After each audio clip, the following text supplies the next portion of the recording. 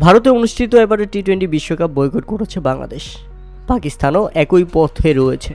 এর মধ্যে আবার নতুন করে শঙ্কায় পড়েছে টি-20 বিশ্বকাপের ভবিষ্যৎ। তাই তো এবার কঠিন টেনশনে আছে ভারত এবং আইসিসি। ভারতে নিপা ভাইরাসের সংক্রমণ বৃদ্ধি পাওয়ায় স্বাস্থ্য ঝুঁকি ও স্ক্রিনিং জোরদার করা হয়েছে। প্রতিষেধকহীন এই ভাইরাসের কারণে কোয়ারেন্টাইন ফিরে আসার শঙ্কা তৈরি হয়েছে। ফলে 2026 টি-20 বিশ্বকাপ ভারতে আয়োজক নিয়েও অনিশ্চয়তা দেখা দিয়েছে।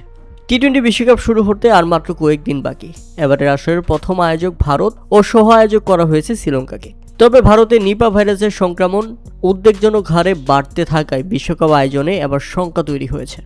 এনডিটিভির এক প্রতিবেদনে বলা হয়েছে, ভারতে নিপা ভাইরাস শনাক্ত হওয়ার পর এশিয়ার একাধিক দেশ ভারত ফেরত যাত্রীদের জন্য বিশেষ স্বাস্থ্য স্ক্রিনিং চালু করেছে।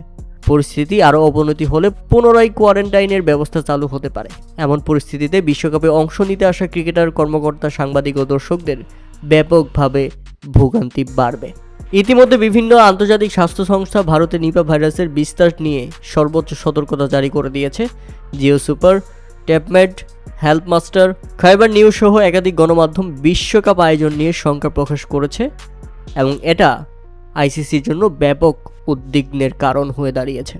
নিপা ভাইরাস অত্যন্ত সংক্রামক এবং প্রাণঘাতী। সাধারণত কাঁচা খেজুরের রস পান সহ বিভিন্ন মাধ্যমে এটি মানবদেহে সংক্রামিত হয়। একবার মানবদেহে প্রবেশ করলে দ্রুত অন্যদের মধ্যেও ছড়িয়ে পড়তে পারে।